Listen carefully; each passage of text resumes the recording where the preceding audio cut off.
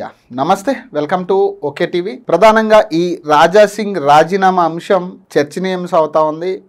గోషామహల్లో ఇప్పటికే ఉప ఎన్నికలు రాబోతున్నాయని చాలామంది వార్తలు కూడా వస్తూ ఉన్నాయి. చాలా చోట్ల చాలామంది నాయకులు కూడా దీనికి మాట్లాడుతూ వత్తాసు పలుకుతున్న పరిస్థితి కనపడతా ఉంది.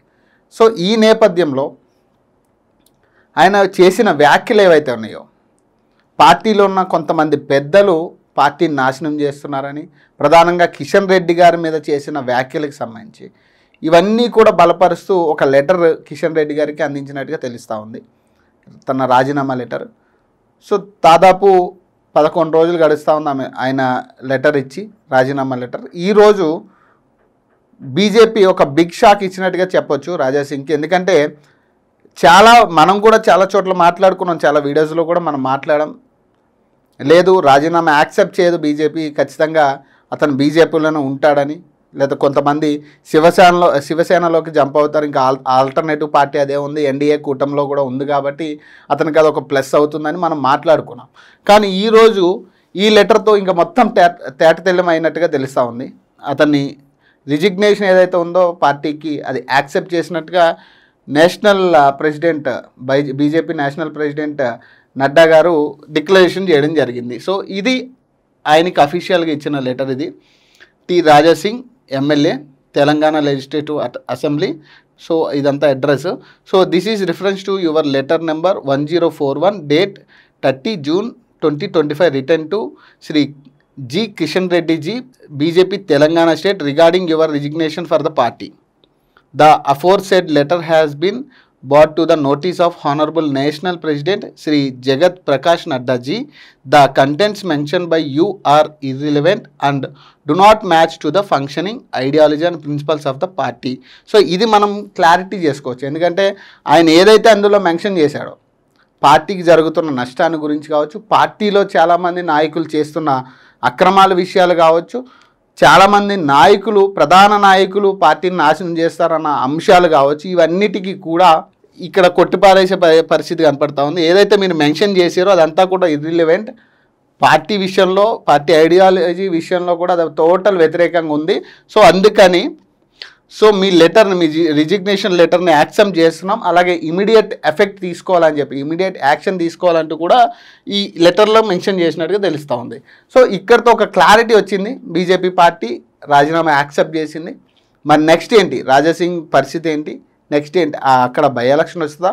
మరి ఆయన ఎమ్మెల్యేకి కూడా అన్నాడు, గతంలో ప్రెస్ మీట్లో కూడా చెప్పడం జరిగింది, అవసరమైతే స్పీకర్కి కూడా నేను లెటర్ రాస్తాను, ఎందుకంటే పార్టీ సింబల్తో గెలిచానన్న ఇది నాకు వద్దు, ఖచ్చితంగా మీరు నాకు అదే అడ్డు అనుకుంటే నేను ఖచ్చితంగా స్పీకర్ కూడా లెటర్ రాస్తాను, నా రాజీనామా లెటర్, ఎమ్మెల్యే పదవి కూడా రాజీనామా చేస్తాను.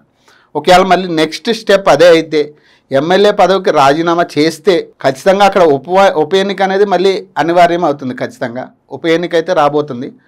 సో ఈ పరిస్థితిలో మరి అక్కడ మరి రాజా సింగ్ తీసుకునే డెసిజన్ బట్టి ఒకవేళ ఎమ్మెల్యే పదవికి రాజీనామా చేస్తే మరి అక్కడ ఆల్టర్నేటివ్ బీజేపీ నుంచి ఎవరున్నారు, మరి రాజీనామా చేసిన తర్వాత మరి ఇతను ఏ పార్టీలోకి వెళ్తారనేది పెద్ద చర్చ జరుగుతూ ఉంది. ఇప్పటికే మనం పలుమార్లు మాట్లాడుకున్నాం, శివసేన అనేది ఒక ఆల్టర్నేటివ్ పార్టీకి కనపడుతుందని. కానీ ఇక్కడ లోకల్, హైదరాబాద్ లోకల్లో పార్టీ వల్ల రాజా సింగ్కి ఏం ఉపయోగం ఉండదు, కానీ రాజా సింగ్ వల్ల శివసేన పార్టీకి యూజ్ ఉండే ఛాన్స్ ఉంటుంది. సో ఒక్కసారి మనం అక్కడ లోకల్ లీడర్తో మాట్లాడదాం, గడ్డం శ్రీనివాస్ గారితో. ఈయన కూడా గతంలో ఎంపీకి పోటీ చేయడం జరిగింది బీఆర్ఎస్ పార్టీ నుంచి. అసలు అక్కడ ఏం జరుగుతూ ఉంది, గోషామహల్ ఏరియాలో, నియోజకవర్గాల్లో ఏం జరుగుతూ ఉంది, అసలు ప్రజల స్పందన ఏంటి, ప్రతిపక్ష నాయకుడిగా ఏం చెప్పబోతున్నాడు అనేది ఒకసారి మాట్లాడదాం. సో ఏదేమైనా కదా ఈ ఎన్నిక అనేది, ఉప ఎన్నిక అనేది ఖచ్చితంగా ఇప్పటికే దాదాపు 10 మంది ఎమ్మెల్యేలు పార్టీ మారిన పరిస్థితి. సో అది ఇంకా కేసు నడుస్తూనే ఉంది కోర్టులో. ఆ 10 నియోజకవర్గాల్లో కూడా ఉప ఎన్నిక రాబోతుంది అనేది ఒక చర్చ అయితే, సో ఇటీవల Jubilee hills MLA Maganti Gopinath గారు మరణం తర్వాత ఇక్కడ కూడా ఒక ఉప ఎన్నిక అనేది అనివార్యమైంది. నాకు తెలిసి ఈ నవంబర్లో కూడా ఈ ఉప ఎన్నికకి సంబంధించి నోటిఫికేషన్ అయితే రాబోతుంది. నోటిఫికేషన్ వచ్చిన 40 రోజుల్లో ఎన్నిక పెట్టాల్సిన అవసరం ఎంతైనా ఉంది కాబట్టి మరి ఇక్కడ ఒక ఉప ఎన్నిక. సో ఒకసారి మాట్లాడదాం. సార్ నమస్తే. నమస్తే అండి. సార్ అదే నేను ఈ గోషమహల్కి సంబంధించి మాట్లాడదామని చేశాను. అంటే ఈ రాజీనామా యాక్సెప్ట్ చేసింది కదా బీజేపీ ఇప్పుడు రాజాసింగ్ గారిది. అవును. సో ఏంటి సార్ ఇక్కడ పరిస్థితి ఏంటి, గోషమహల్ పరిస్థితి ఏంటి, మీరేం చెప్తారు? ఏం చెప్తామండి, ఇప్పుడు రాజాసింగ్ మతతత్వంతో 3 సార్లు గెలిచిండు. 2 సార్లు గెలిచినాక మొన్న ఏం చెప్పిండు, 3వసారి గెలిచేటప్పుడు నేను ఇక మీకు అందుబాటులో ఉంటా, అన్నిటికీ నేను మీకు తోడైతా, మీకు అండగా నిలుస్తా అని అన్నాడు. ఎట్లయితే ఎన్నికల్లో ఓట్లు వేయించుకున్నాక మళ్ళీ తర్వాత ఆయన జనాల మధ్యలో ఉండడు, ఆయన అన్ని అగ్రెసివ్ హేట్ స్పీచెస్ కి అలవాటు పడ్డాడు. దాంతోనే మైలేజ్ తెచ్చుకుంటాడు. ప్రజలకు అక్కడ మౌలిక సదుపాయాలు ఎట్లున్నాయి, వాళ్ళు కష్టంలో ఉన్నారా నష్టంలో ఉన్నారా, వాళ్ళకు ఆపద ఏమున్నది, వాళ్ళకు అక్కడ ఎటువంటి సౌకర్యాలు ఉన్నాయి, వాళ్ళని మనం ఎట్లా ఆదుకోవాలి అన్న ధ్యాసనే ఉండదు. ఇదే అన్ని బ్లాక్ మెయిల్ రాజకీయాలు, ఎక్స్టార్షన్ రాజకీయాలు. గోషామైల్కే కాకుండా అలా పార్టీలో కూడా ఆయన ఏదైతే బ్లాక్ మెయిల్ ఎక్స్ట్రాక్షన్ ఏదైతే చేసి ఉండో ఇప్పుడు దానికి మూల్యం దక్కుతుంది ఆయనకు. అంటే ఒకటి అంటే పార్టీకి అయితే అతను రాజీనామా చేశాడు, ఆయన ఏదైతే ఆరోపణలు చేస్తూ ఉన్నాడు పార్టీ మీద, అంటే పార్టీలో ముఖ్య నేతలే పార్టీని చెడగొడతా ఉన్నారు బీజేపీ పార్టీని అనేది, మీరేం చెప్తారంటే నిజంగా బీజేపీ పార్టీని ముఖ్య నేతలు చెడగొట్టే పరిస్థితి ఉందా? మీరే యాజ్ ఏ ప్రతిపక్ష నాయకుడిగా మీరేం చెప్తారు? ఇప్పుడు రాజాసింగ్ వాళ్ళ పార్టీ మీద ఆయన ఎలిగేషన్ చేసిండండి. ఆ పార్టీ అంతర్గత విషయము. నేను పార్టీ అంతర్గత విషయంలో ఈయన చెప్పింది కరెక్టా, వాళ్ళు వివరిస్తుంది కరెక్టా అని పోకుండా ఈయన లీడర్షిప్ ఏదైతే గోషమైల్ ఉందో అది టోటల్ గా ఫెయిల్ అయింది. ఇప్పుడు నేను ఏమంటానంటే, నువ్వు ఒక నియోజకవర్గాన్ని నువ్వు ఒక మంచి అభివృద్ధి పదంలో నడపలేదు, నువ్వు రాష్ట్ర నాయకత్వాన్ని ఏ రకంగా ఆశిస్తావు అన్నది యాజ్ ఎ జనరల్ ఒక పొలిటీషియన్ గా నేను అక్కడ గోషామాయిల్ ఒక ప్రజాప్రతినిధిగా నేను ఆలోచిస్తున్నా. నువ్వు ఫిట్టే లేవు ఇక్కడ, నువ్వు నీ నాయకత్వం ఏమున్నది చెప్పు ఇక్కడ. గోషామాయిల్లో నువ్వు 3 సంవత్సరాలు, ఇప్పుడు 2 సంవత్సరాలు నిండిపోయినాయి, ఇది ఇప్పుడు 1 సంవత్సరం అంటే 12 సంవత్సరాలు నువ్వు పవర్ లో ఉన్నప్పుడు నువ్వు కాన్ఫిడెన్స్ ని పట్టించుకోవాలి, ఇక్కడ నాయకత్వాన్ని కూడా పెంచలే బీజేపీలో కానీ. విన్నారా అంటే ఇప్పుడు మీకు ఎట్లా సార్ ఎట్లా అంటారు అని అంటే, మీరు ఇప్పుడు మీరు గోషమైల్ అంటే రాజాసింగ్ అన్నట్టు ఆయన ప్రచారంలో పెట్టుకున్నారు, కానీ ఇంకో సెకండ్ థర్డ్ లీడర్లు ఎవరైనా ఉన్నారా?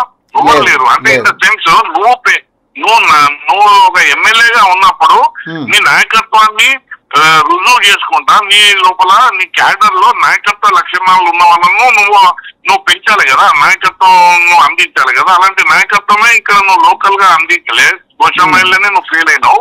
రాష్ట్ర స్థాయిలో నువ్వు ప్రెసిడెంట్ గా ఎట్లా ఆశిస్తావు? అదే ఇంకోటి సార్, అంటే ఇప్పుడు ఒకవేళ నిజంగా అంటే ఇప్పుడు ఆయన ప్రెస్ మీట్లో చెప్పినట్టుగా అవసరమైతే ఎమ్మెల్యే పదవికి కూడా రాజీనామా చేస్తానన్న మాట ఏదైతే ఉందో, నిజంగా ఒకవేళ ఎమ్మెల్యే పదవికి రాజీనామా చేస్తే మళ్ళీ గోషమాల్లో ఒకవేళ బీజేపీ కానీ లేదా రాజాసింగ్ లాంటి వాళ్ళు కానీ గెలిచే పరిస్థితి ఉంటుందా, లేకపోతే ఏంటి ఆల్టర్నేటివ్గా ఏదైనా ఛాన్స్ ఉంటుందా బీఆర్ఎస్ కానీ? ఇప్పుడు చెప్తున్నా సార్, పార్టీ ఇవాళ బీఆర్ఎస్ పార్టీ గెలిచే అవకాశాలే ఉన్నాయి ఆడ మెండుగా. బీజేపీ రాజాసింగ్ వల్ల గాని, బీజేపీ మతతత్వం వల్ల గాని మొత్తము మంట కలిసిపోయింది ఆడ బీజేపీ. బీజేపీ పుట్టగతులు ఉన్నాయి. నేను మీకు ప్రూవ్ చేసి చెప్తా, రేపు ఉప ఎన్నికలు వస్తే బీఆర్ఎస్ పార్టీ ఘన విజయం సాధిస్తుంది. అయితే ఇంకోటి అంటే మాధవి, ఇప్పుడు ఇంకొకటి ఏం జరుగుతూ ఉందంటే మాధవిలత గారు ఎవరైతే ఉన్నారో ఎంపీ క్యాండిడేట్, ఆమె అక్కడ పోటీ చేయడానికి చూస్తుంది అనేది కూడా ఒక చర్చ ఉంది. అంటే ఒకవేళ బీజేపీ నుంచి ఆమె అక్కడికి వస్తే మరి మీకు ఆమెకి పోటీ ఉండబోతుందా లేకపోతే ఏంటి? నాకు మాధవిలత ఇప్పుడు ఆమె గోషామైల్ మీద కన్ను పెట్టింది. ఆమె గోషామైల్ టికెట్ కావాలి అని అంటది, ఆమెనే కంటెండర్ ఇప్పుడు.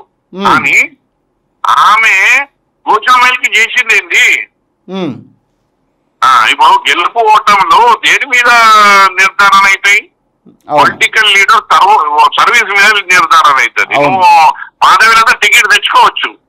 మాధవిలత ఇప్పుడు రాజాసింగ్ అక్కడ నాయకత్వాన్ని పెంచలేదు కాబట్టి మళ్ళా ఒక నాయకుడు రానంటే బయటికినే వస్తారు అడిగి. అవును, మాధవిలత ఆశిస్తుందంటే ఆశించవచ్చు, తప్పు లేకపోవచ్చు, తప్పు ఉండదు, కానీ గెలుస్తుంది ఎట్లా?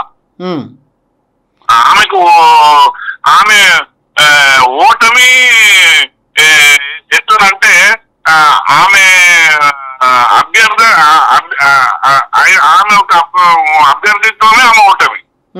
అంటే మీరు రేసులో ఉంటారా మరి? గడ్డం శ్రీనివాస్ రేసులో ఉంటారా? నేను ఖచ్చితంగా ఇప్పుడు 15 ఏళ్ల సంది కష్టపడుతున్నాను. నేను ఉండకపోతే ఇంకెవరు ఉంటారు? అవును. నేను ఇప్పుడు మీరు ఆ సర్వే చేయించండి, ఎవరు ప్రజలలో ఉన్నారో, ఎవరు గట్టైన అభ్యర్థి అని సర్వే చేస్తే పార్టీ ఎవరు గట్టెలు ఉంటే వాళ్ళకి ఇస్తుంది. Right sir, right sir, thank you sir, thank you.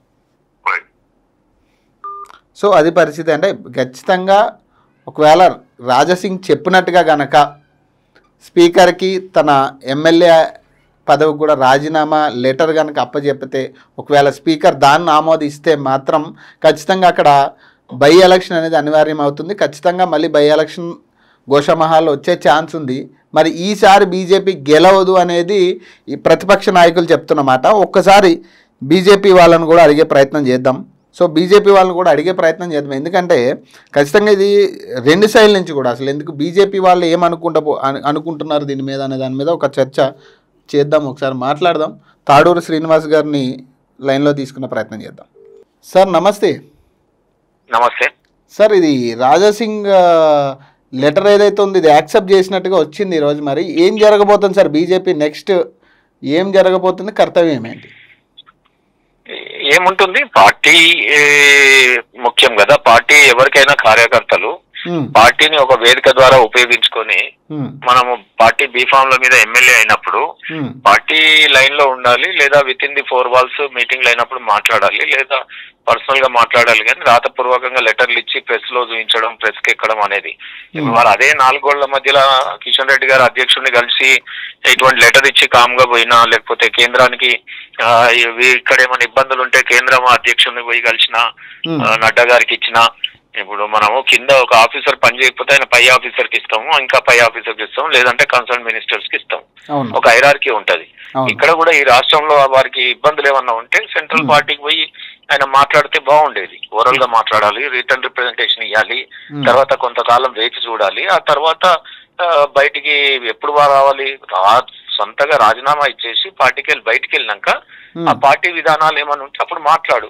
అవును, అది పద్ధతి. కానీ నువ్వు పార్టీలో ఉంటూ పార్టీనే ఆ రకంగా మాట్లాడితే అవతల పార్టీలకు ఛాయిస్ ఇచ్చి మనకు విమర్శలు ఎదుర్కొనేటట్టు చేయడం, అది కూడా ఒక మంచి వాతావరణంలో ఒక పార్టీ సీనియర్ కార్యకర్తకు అధ్యక్షుడిగా నియామకం జరిగినప్పుడు మాట్లాడడం తప్పు కదా. ఇప్పుడు ఆ రోజు నీకు అన్యాయం ఏం జరగలేదు. తెలుగుదేశం పార్టీకి వెళ్ళి వస్తే ఈ వేదిక మంచిగా ఉంటదని నువ్వు వచ్చినావు, ఈ వేదిక మంచిగా ఉంటది, ఈ రోజు చెడ్డగా అయిందా నువ్వు ఎమ్మెల్యే అయినాక?